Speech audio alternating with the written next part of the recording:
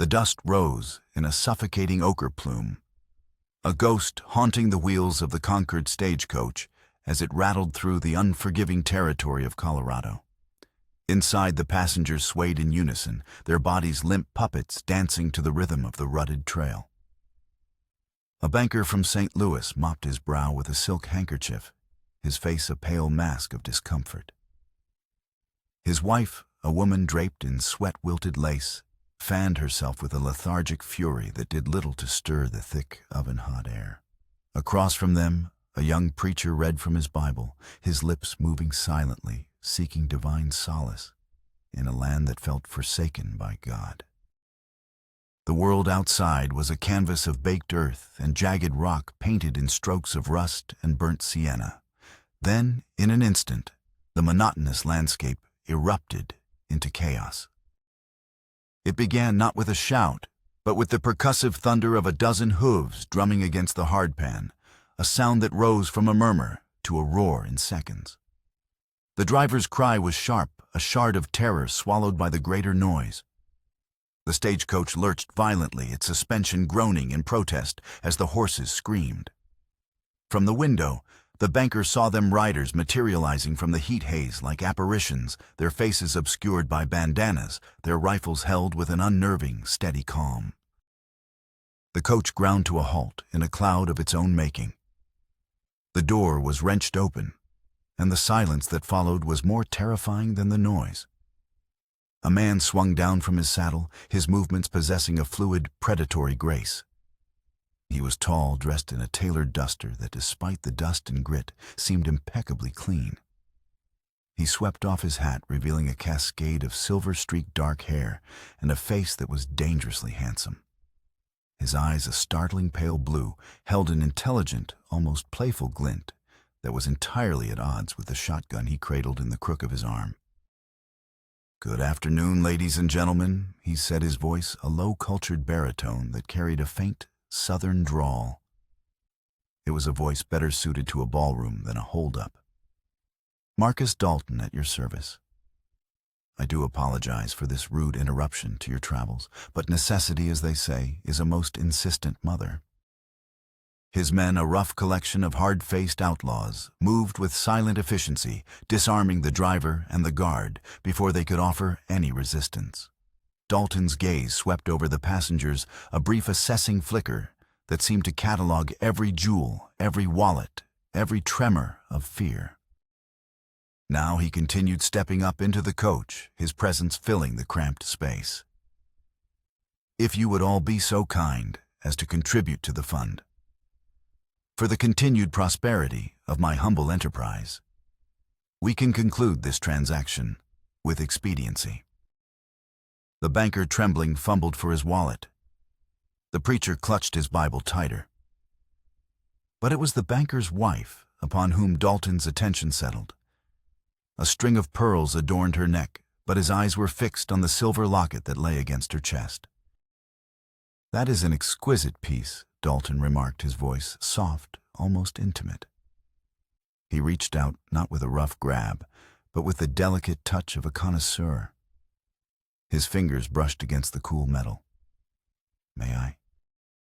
The woman was too frozen with terror to respond.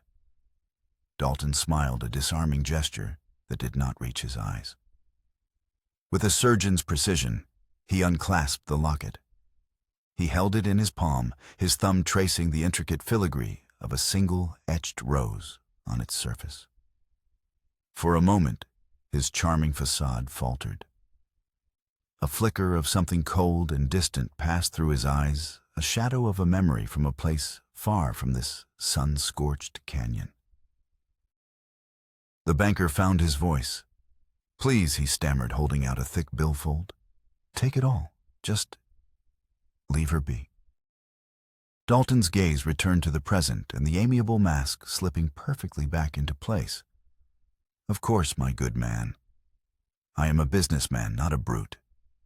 He took the wallet without looking at it, his focus still on the locket in his hand. He clicked it open. Inside, a tiny portrait of the banker's wife and their young daughter stared back. He snapped it shut. "A beautiful family," he said the words, a silken threat. He slipped the locket into his own waistcoat pocket. My wife's locket. The banker whispered, his courage failing. It was a gift from her mother. It has no value to you. On the contrary, Dalton replied, his smile tightening. Some things have a value that cannot be measured in gold. Sentiment, for instance. He backed out of the coach, his eyes never leaving the passengers. I trust our business is concluded. Do have a pleasant journey. With another tip of his hat, he was gone.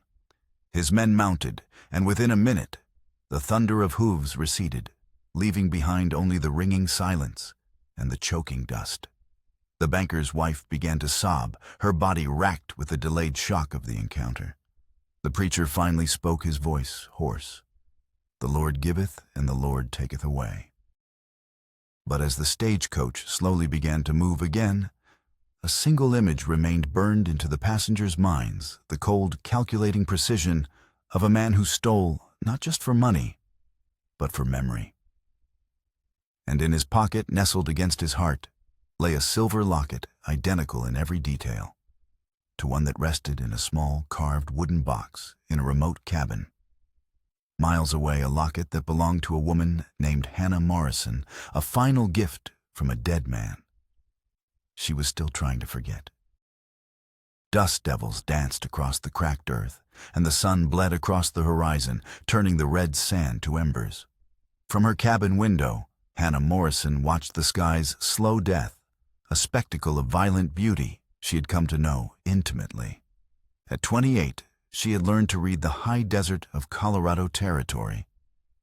She knew the silence that preceded a storm, and the way the air grew heavy and smelled of ozone and wet stone.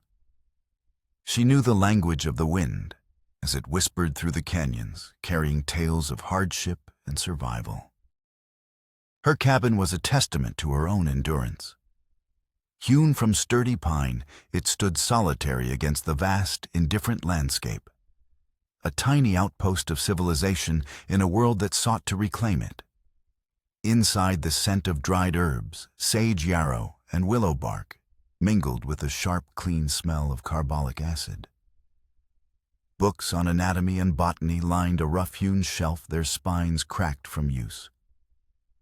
This was her sanctuary, and her prison, the place she had fled to 3 years ago, running from the ghost of a man named Thomas. Grief was a physical presence in the small space. It lived in the silver-backed hairbrush on her dresser, a wedding gift she would never use. It echoed in the silence that had replaced Thomas's easy laughter. And it was sealed away in a small carved box that held his last gift to her, a silver locket with a single rose etched on its surface. She never opened the box.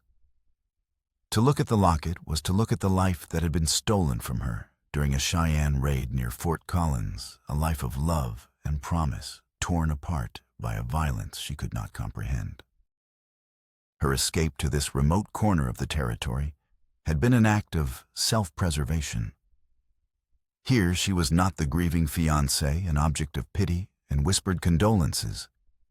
Here she was simply the doc, a woman whose skilled hands could set a bone stitch a wound or brew a tea to chase away a fever.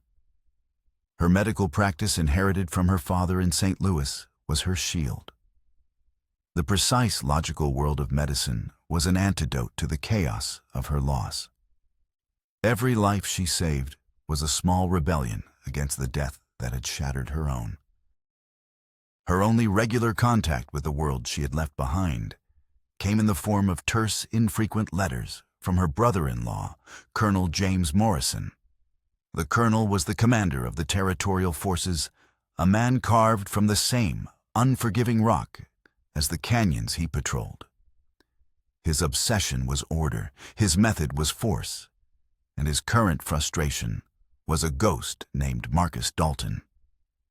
Dalton's gang of outlaws plagued the territory, striking with military precision and vanishing without a trace. The colonel's letters were filled with gruff complaints about his failure to capture the man, a failure that reflected poorly on the Morrison name. He also wrote of the bounties the gold offered for every Comanche scalp, a policy he had implemented with brutal efficiency. To the colonel, his brother's death at the hands of Cheyenne warriors justified any measure of retribution. He could not understand Hannah's quiet refusal to endorse his war. In his black and white world, she was either with him or against him, and her neutrality felt like a betrayal. Their relationship, already strained by shared grief, had become a chasm of misunderstanding. He saw her medical work as a foolish waste of her station. She saw his bounties as a descent into the very savagery he claimed to be fighting. As the last sliver of sun vanished behind the jagged peaks, a profound stillness settled over the canyon. The wind died. The insects fell silent. It was a silence that always preceded danger. Hannah felt a familiar tightening in her chest, the instinct of a creature that has learned to survive in a hostile land. Her mare Copper snorted nervously in her small corral, the sound sharp in the quiet air. Then the silence was shattered. A scream raw and primal tore through the evening air. It was not the cry of a coyote or a mountain lion. It was human, an articulation of pure, undiluted agony that echoed off the canyon walls and struck Hannah's heart like a physical blow. Her blood went cold. The sound came again, weaker this time, a desperate, fading plea. Her training took over. Without a second thought, she turned from the window and grabbed her leather medical satchel. Her hands moved with practiced efficiency, checking the contents laudanum for pain-clean bandages, torn from old petticoats, a bone saw she prayed she would never need to use, and a small silver flask of whiskey. It was both antiseptic and courage. Saddling Copper, her mind raced. The scream had come from the direction of Devil's Jaw, a treacherous maze of ravines and ledges. Settlers whispered that the canyon was cursed, a place that swallowed travelers whole, and it was deep in Comanche territory. The thought brought a fresh wave of ice to her veins. Thomas had died at the hands of Cheyenne, the Comanche's allies. For 3 years she had nursed a cold knot of fear and resentment toward the people she blamed for his death. But the scream was not the sound of a warrior. It was the sound of a man broken and dying. Her father's voice echoed in her memory, a phrase he had repeated so often it had become her creed. A doctor's duty is to the sick, not to the flag they fly or the God they worship. The cry came a third time, little more than a gasp on the wind. Hesitation was a luxury she could not afford. Swinging herself into the saddle, Hannah urged Copper toward the darkening mouth of the canyon. She was riding toward the very people she had spent 3 years avoiding, guided only by a sound of suffering and the weight of an oath she had sworn to uphold, even if it cost her everything. The descent into Devil's Jaw was a treacherous negotiation with gravity. Loose scree shifted under Copper's hooves, and the narrow trail hugged a sheer cliff face that dropped into impenetrable shadow. Hannah dismounted, leading the mare by the reins, her own boots struggling for purchase. The air grew cooler, thick with the smell of damp earth and pine. The desperate cries had ceased, replaced by a silence that was somehow more ominous. She was guided now only by memory and the chilling certainty that she was moving toward a place of profound suffering. She found him at the bottom of a steep ravine, pinned beneath a fallen boulder the size of a wagon wheel. His leg was trapped, bent at an angle that defied nature. He was Comanche. The signs were unmistakable. The long black hair braided with a single eagle feather, the high cheekbones and strong jaw, the powerful frame clad in buckskin leggings.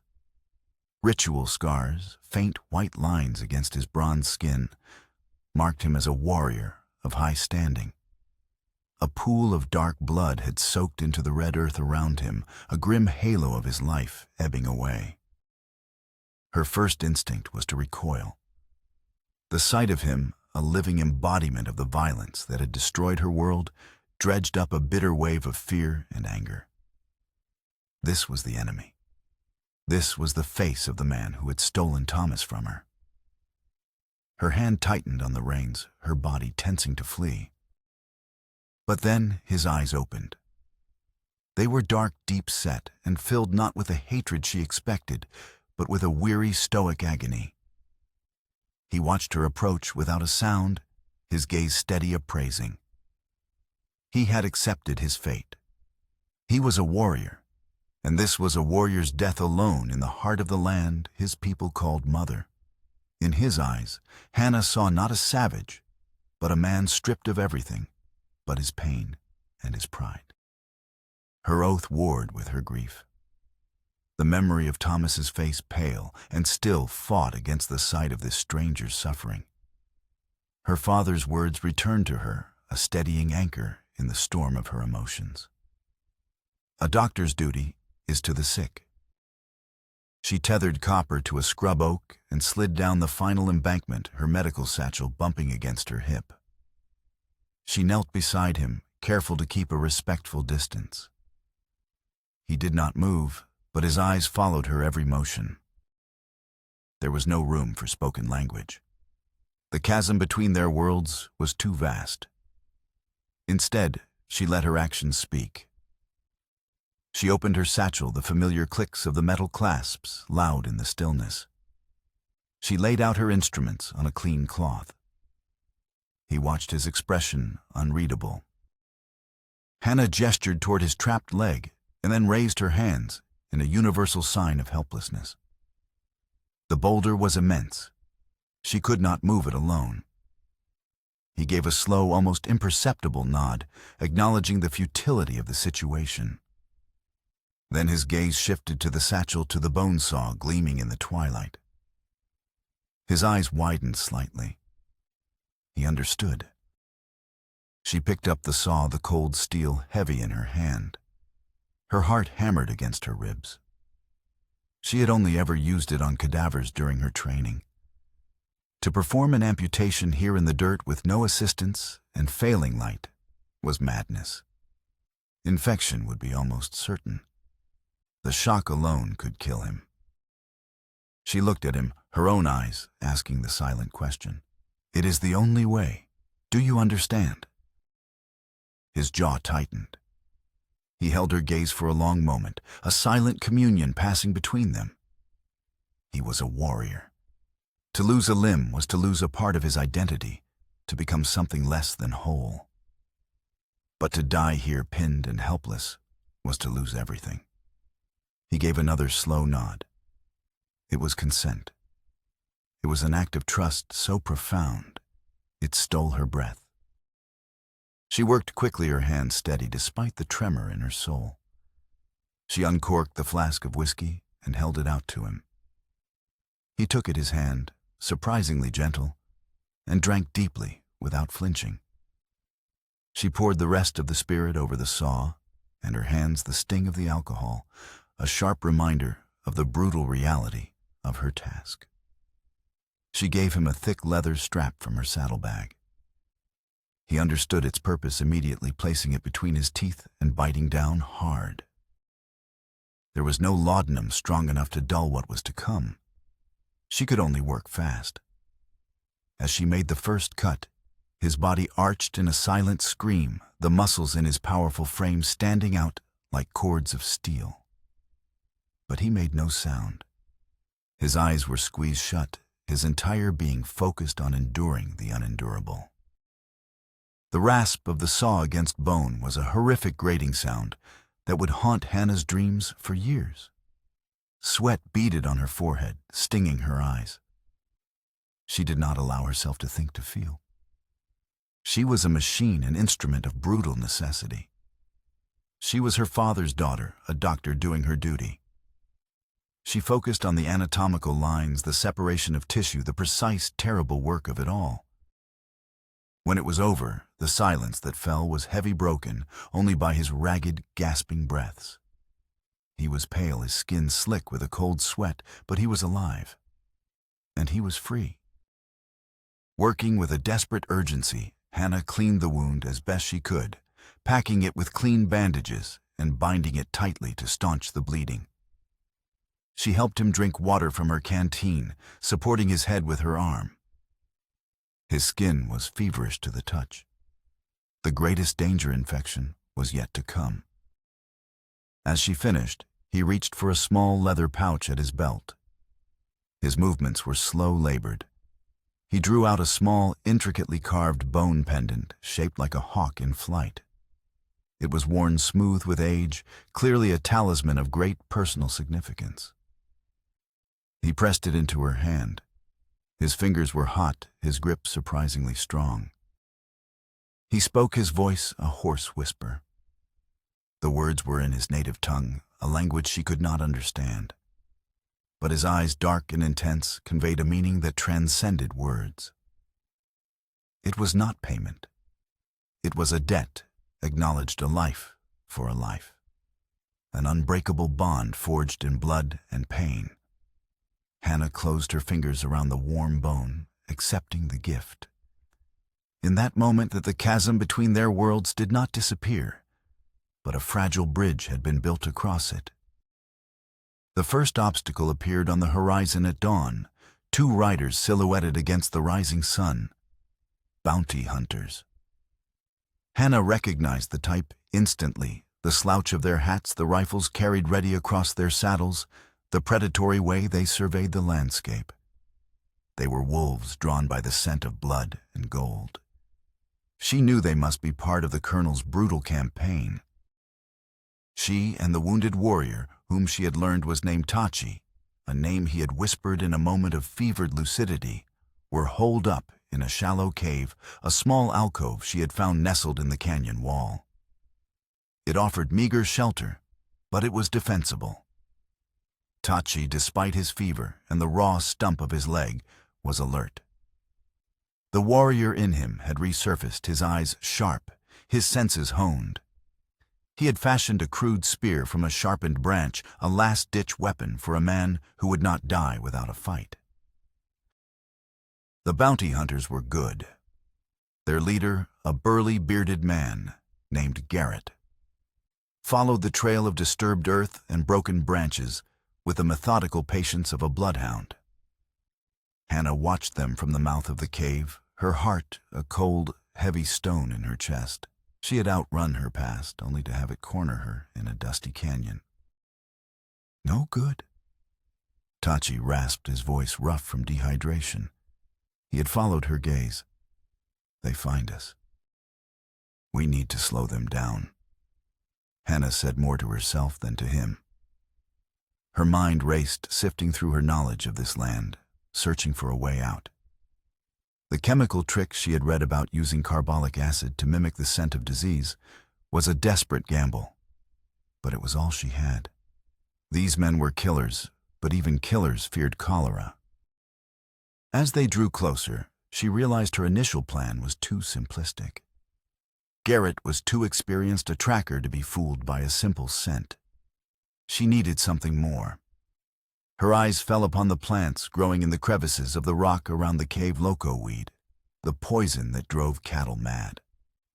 Her father had taught her about its properties, how the smoke from the burning plant could cause disorientation and hallucinations.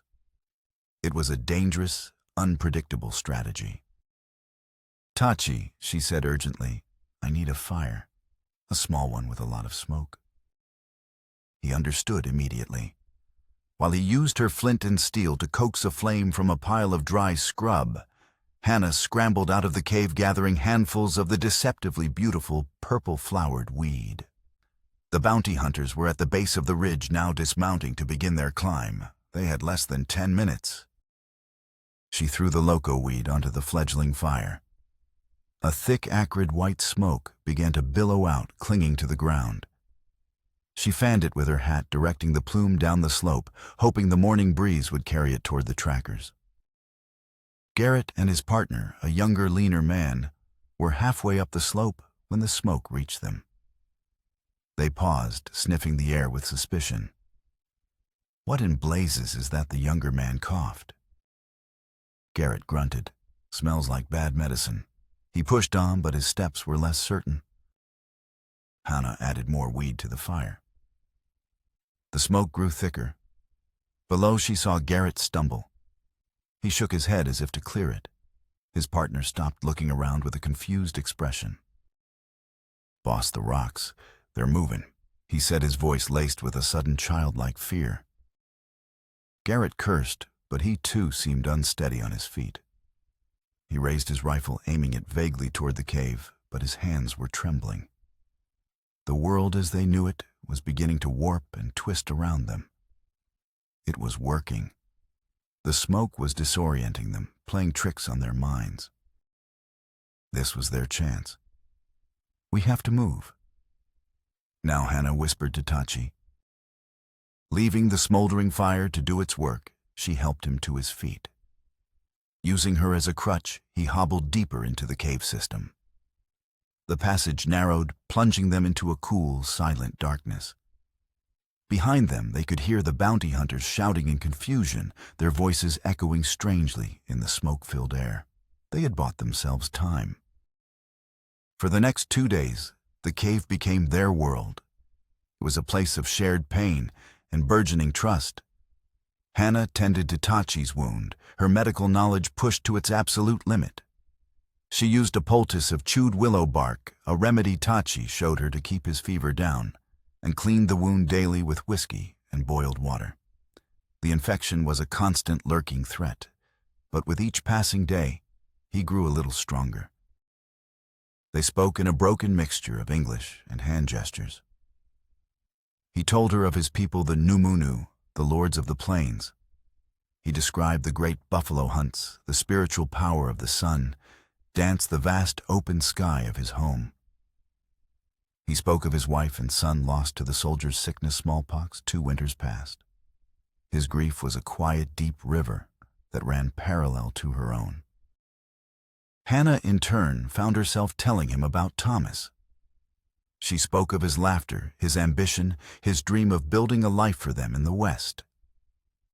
As she spoke, she realized she was describing an idealized version of him, a saint polished by the lens of grief. It was easier than confronting the more complicated truth. Tachi listened, his dark eyes filled with a quiet empathy that she had not found in any of her own people. He did not offer empty platitudes. He simply shared the space of her sorrow. One afternoon, as she was rebandaging his leg, the silver locket she wore, the one from her father, slipped from beneath her shirt. Tachi's eyes fixed on it. He reached out a hesitant hand and pointed to the single etched rose. "Pia Rosa," he murmured, then corrected himself, searching for the English word.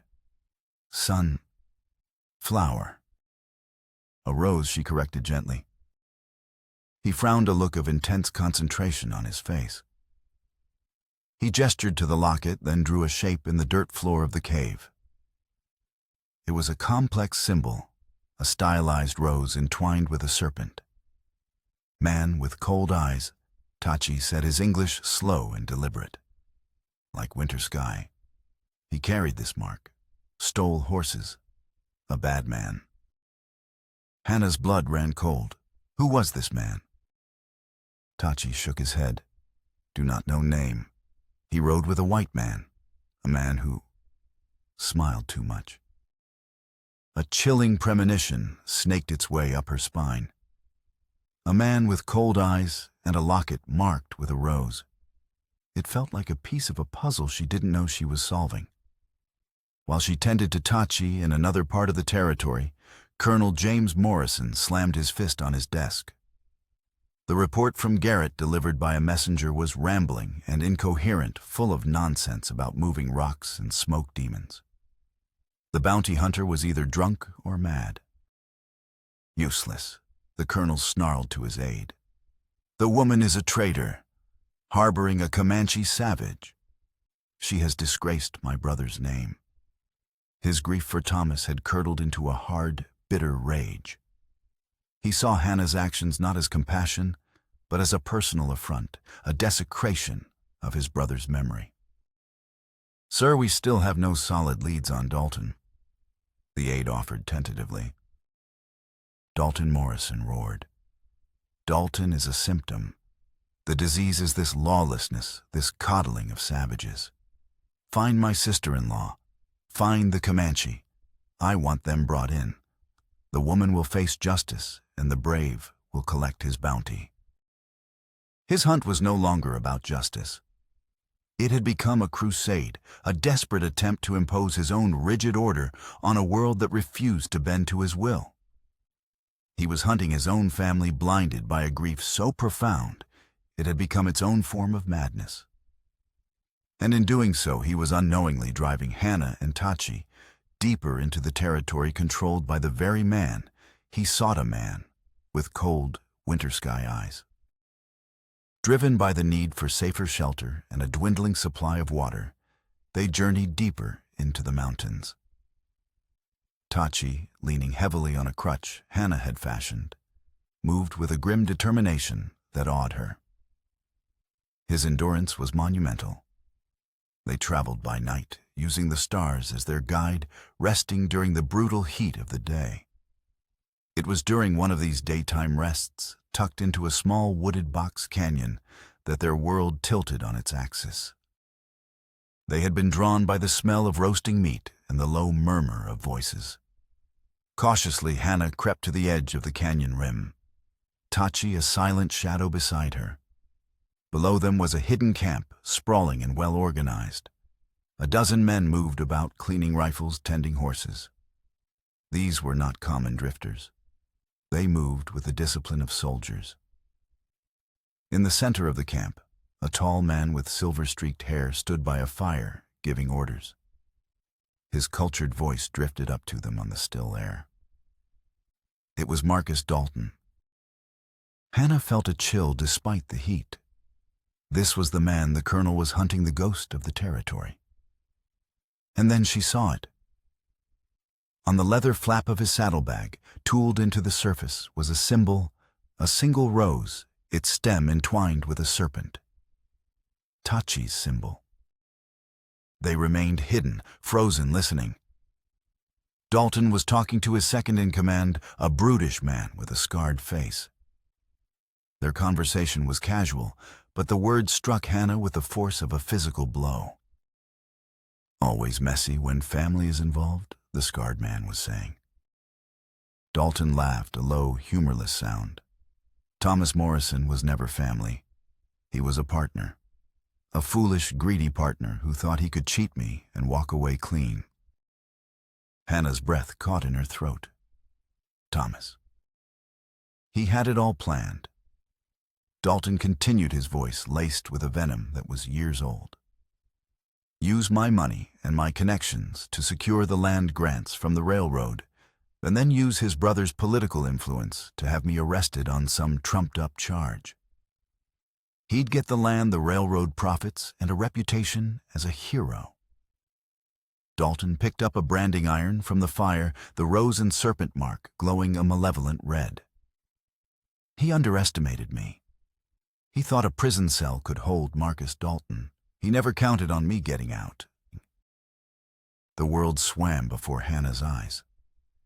The man she had loved, the man she had mourned as a martyr, had been a criminal. A con man. His stories of building a future for them had been lies built on the foundation of a land-grabbing scheme, with one of the most ruthless outlaws in the territory. "So the Cheyenne raid," the scarred man prompted. Dalton pressed the hot iron into a piece of scrap leather, the symbol hissing as it burned into the surface. A convenient tragedy.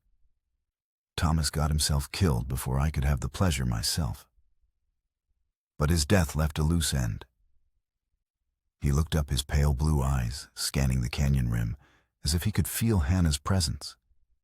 His fiancée, the good doctor. Thomas wrote about her in his journals. How smart she was. How she managed his finances. I find it hard to believe she knew nothing of our little venture. The Morrison family owes me a debt, and I always collect. The truth was a shard of ice in her heart. She was not a random woman caught in the crossfire. She was a target. Dalton believed she was complicit in Thomas's betrayal. His entire criminal empire, his reign of terror across the territory, was fueled by a deeply personal, all-consuming vendetta against her family. The carefully constructed world of her grief crumbled into dust. The man she mourned had not been a hero, but a villain. The danger she was in was not random, but a calculated act of revenge. And Tachi, the Comanche warrior she had saved, the man she had seen as the face of her enemy, was the only person in the world who could possibly understand the depth of this betrayal. She looked at him. His face was a mask of stone, but his eyes held a flicker of understanding. He had seen this kind of darkness before. He placed a steadying hand on her arm, his touch a small point of reality in the swirling vortex of her shock. Her past was a lie. Her future was a hunt. And her only ally was a man she had met only days ago, a man who belonged to a world she had once despised. The revelation in Dalton's camp had shattered Hannah's world, but it had also given her a terrifying clarity. This was no longer a flight for survival. It was a race for the truth. She was trapped in a deadly triangle. Dalton was hunting her for a betrayal she had no part in. Her own brother-in-law was hunting her for a perceived treason she had not committed. And her only path to safety lay in convincing one hunter of the other's true nature before she was caught in the crossfire. Their journey became a desperate search for proof. If Dalton had Thomas's journals as he'd implied, then perhaps other evidence existed. Letters, deeds, something tangible she could take to the colonel to make him see the truth about the brother he idolized. She remembered Thomas mentioning an old line cabin he used for business meetings, a place deep in the silver mining district of the San Juan Mountains. It was a long shot, a gamble on a half-forgotten memory, but it was the only one they had. The mountains became their sanctuary and their enemy. The high passes were brutal, the weather fickle. Tachi's knowledge of the terrain was all that kept them alive. He taught her how to read the clouds, how to find shelter, how to move without leaving a trace. His leg was healing, the wound slowly closing, but the journey took a heavy toll. Yet through the shared hardship, their bond deepened. They were two fugitives stripped of their pasts, relying solely on each other. They were not alone. The hunt was relentless. Twice they had to double back to throw off patrols led by Colonel Morrison, his blue-coated cavalry, a persistent threat on their trail. The colonel's pursuit was grim and methodical. Blinded by his grief and his rigid code of honor, he could not conceive that his brother was anything but a victim. In his mind, Hannah's flight with a Comanche warrior was absolute proof of her guilt, a confirmation of his deepest-held prejudices. Tachi was the savage kidnapper, and Hannah the fallen woman who had succumbed to the wilderness. Dalton's pursuit was more insidious. His men were ghosts appearing where they were least expected. They were not trackers in the traditional sense. They were predators who knew their territory. They anticipated, they laid traps, they used fear as a weapon. One evening, Hannah and Tachi found their previous campsite desecrated, a single playing card and the ace of spades left pinned to a tree with a knife. A message. "I'm close." They finally reached the mining district, a scarred landscape of abandoned shafts and derelict cabins clinging to the mountainsides like forgotten memories. A storm was brewing the sky, a bruised purple, the air thick with the smell of rain. Thunder rumbled in the distance, a low growl that seemed to emanate from the very heart of the mountains. They found the cabin just as the first fat drops of rain began to fall. It was little more than a dilapidated shack, its roof sagging, its windows boarded up. Inside, the air was stale with disuse. A thick layer of dust covered everything. Hannah's heart sank. It was empty, another dead end. But Tachi, his senses more attuned to the subtle signs of human passage, noticed something she had missed. The floorboards beneath a rickety cot were a slightly different color cleaner than the surrounding wood. Working together, they pried them loose. Beneath, in a small hidden compartment, was a locked metal box. As Hannah worked the lock with a tool from her medical kit, the storm broke in its full fury. Rain lashed against the cabin, and lightning lit the small space in stark, flashing tableaus. The wind howled like a tortured spirit. The lock clicked open. Inside were letters, dozens of them written in Thomas's elegant hand. Letters to railroad officials, to land surveyors, and most damningly, to Marcus Dalton. They laid out the entire scheme in cold, undeniable detail. The bribery, the forged deeds, the plan to betray Dalton and seize all the profits.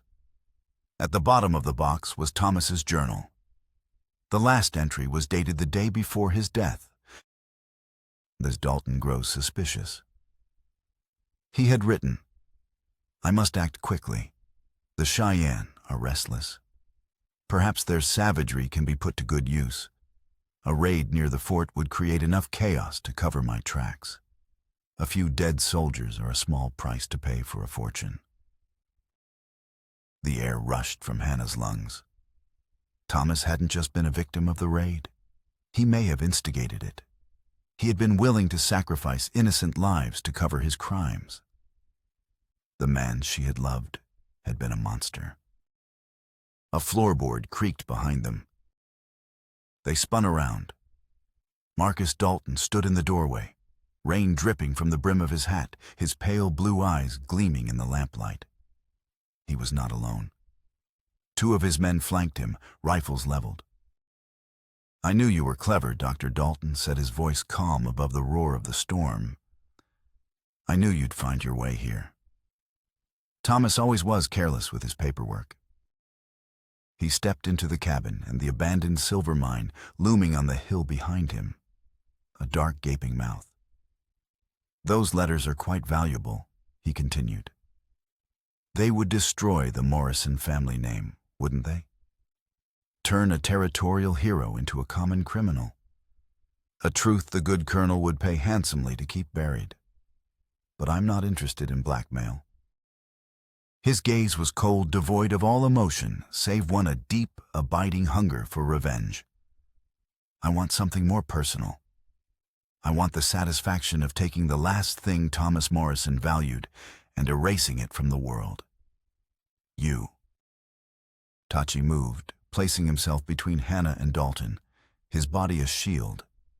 He held the sharpened branch. He still carried a pitiful weapon against 3 rifles, but his stance was defiant. "This is between us," Dr. Dalton said, ignoring Tachi. He gestured with his pistol toward the open mine shaft on the hill. "Let's take a walk. A final negotiation." The climax was upon them. A tense 3-way standoff in the heart of a raging storm. Dalton wanted revenge. Tachi wanted to protect the woman who had saved him. And Hannah, clutching the letters that held both her damnation and her salvation, faced a terrible choice. She could surrender the letters to Dalton, letting him escape to destroy her family's name and perhaps buy their lives. Or she could risk everything to reclaim not just her honor, but the truth, no matter how ugly it was. The thunder cracked a percussive beat to the final desperate act of their story. The abandoned silver mine was a tomb waiting for occupants. Water streamed down the rock-hewn walls, and the wind shrieked through the timber supports a chorus for the dead. Dalton forced them deep inside the bobbing light of his lantern, casting long dancing shadows that twisted men into monsters. The air was cold heavy, with the metallic scent of ore and decay. "Here," Dalton said, stopping in a large cavern where several tunnels branched off into blackness. "This seems a fitting place for the end of the Morrison legacy." He held out his hand. The letters, doctor, and the journal. Hannah clutched the metal box to her chest. Her mind was a whirlwind of calculations. Surrender the proof, and she would live, but her family's name would be ruined by Dalton's hand. The colonel would be disgraced, his life's work built on his brother's heroic memory turned to ash. Refuse and Dalton would kill them both without a second thought. "What's it to be?" Hannah Dalton's voice was a silken goad. "Your life or a dead man's reputation." It was Tachi who saw the opening. His eyes, accustomed to the dark, darted around the cavern, noting every detail.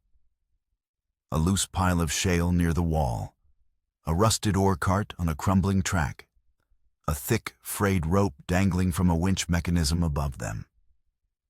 He caught Hannah's eye and gave a nearly imperceptible nod toward the rope. Hannah understood. They needed a diversion. Their ingenuity was their only weapon. "You won't get away with this, Dalton," she said, her voice steady, buying time. "My brother-in-law's hunting you. He'll find you." Dalton laughed. "The colonel, he's hunting you, my dear. He thinks you're a traitor who ran off with a savage. By the time he figures out the truth, I'll be in Mexico, and you'll be a sad, forgotten story." As he spoke, Hannah took a calculated step backward, feigning a stumble. The metal box slipped from her grasp, clattering onto the rocky floor. The lid sprang open, and the letters scattered. It was the perfect distraction. Dalton's men instinctively glanced down at the precious papers. In that split second, Tachi moved. With a powerful shove, he sent the rusted ore cart careening down its track. It slammed into one of Dalton's men, pinning him against the cavern wall with a sickening crunch. The second gunman swung his rifle toward Tachi, but Hannah was already in motion. She scooped up a handful of loose shale and flung it into his face. He cried out, blinded, firing his rifle wildly. The shot ricocheted off the ceiling, sending a shower of rock dust down on them. Dalton recovered, first leveling his pistol at Hannah. "Clever," he hissed, "but not clever enough." Before he could fire, Tachi lunged for the dangling rope. He swung his body like a pendulum, his good leg kicking out and striking the lantern from Dalton's hand. The cavern was plunged into absolute darkness, broken only by the brilliant, momentary flashes of lightning from the storm outside. The darkness was Tachi's world. He was a predator in the night. Dalton, disoriented, fired blindly into the blackness. Hannah dropped to the floor, crawling toward the scattered letters, her hands frantically gathering the pages. She could hear the sounds of a desperate struggle, grunts, the thud of fists against flesh, a strangled cry. A flash of lightning illuminated the scene. For a horrifying instant, Tachi and Dalton locked in a deadly embrace, balanced precariously on the edge of a deep, flooded mine shaft. Dalton's superior size and strength were pitted against Tachi's speed and knowledge of fighting in the dark. Hannah knew Tachi couldn't last. His injured leg was a fatal weakness. She had to do something. Her hand closed around a heavy, jagged rock. She scrambled to her feet, using the next flash of lightning to pinpoint Dalton's position. She brought the rock down on the back of his head with all the force she could muster. He staggered, his grip on Tachi loosening. With a final desperate heave, Tachi pushed him away. Dalton stumbled backward, his arms flailing, and with a cry of shocked disbelief, he disappeared into the black maw of the mine shaft. A distant splash echoed up from the depths. Silence. The only sounds were the storm and their own ragged breathing. The second gunman, his eyes now clear, scrambled to his feet, but seeing his leader gone and Tachi advancing on him, he dropped his rifle and fled into the darkness of the tunnels. Hannah and Tachi stood in the flickering light of a new flash of lightning, the incriminating letters clutched in her hand. They had won. They had survived. But the cost was etched on both their faces. They had been forced to kill, to descend into the same violence they had sought to escape. The truth was safe, but they were not the same people who had entered the mine. The storm had passed by the time they emerged from the mine, leaving behind a world washed clean, the air crisp and cool. In the valley below, they saw the glint of metal and the disciplined formation of cavalry. Colonel Morrison had arrived. There was no more running. Hannah walked down to meet him, Tachi by her side. The soldiers raised their rifles, but the colonel held up a hand, his face a mask of grim confusion, as he took in her disheveled state and the quiet dignity of the Comanche warrior beside her. "Hannah," he said, his voice gruff, heavy with accusation, "it's over. Surrender the brave." She did not speak. She simply held out the metal box. She handed him the letters and the journal. He took them, his brow furrowed in suspicion. He began to read. She watched as the story unfolded on his face. The rigid certainty of the soldier gave way to the dawning horror of the brother. The color drained from his cheeks. The paper trembled in his hands. The man he had revered, the memory upon which he had built his life's crusade, dissolved into a fiction. He looked up at her, his eyes filled with a grief far deeper and more painful than the one he had carried for 3 years. It was the grief of betrayal. I didn't know," he whispered, the words small and broken. The quiet, emotionally powerful moment was interrupted by the arrival of another party. A group of Comanche warriors moving with silent grace appeared on the ridge. At their head was a man of immense presence, his face a noble, weathered map of his people's history. Iron Wolf Tachi's father.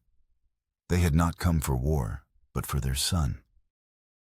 The ensuing negotiation was tense, a fragile peace held together by 2 men, a colonel whose world had just been shattered, and a chief who wanted only his son's safety. Hannah acted as the bridge, her presence a testament to the possibility of understanding. The colonel, humbled and broken by the truth, agreed to let Tachi go, a silent admission of his own blindness. Tachi, in turn, made his choice. He would not return to his people. His path was now intertwined with Hannah's. As Iron Wolf departed, he gave Hannah a look of profound respect. He had not lost a son. He had gained a daughter of fierce spirit. Months later, the land was beginning to heal from the scars of winter. Hannah stood before a simple wooden cross that marked Thomas's grave.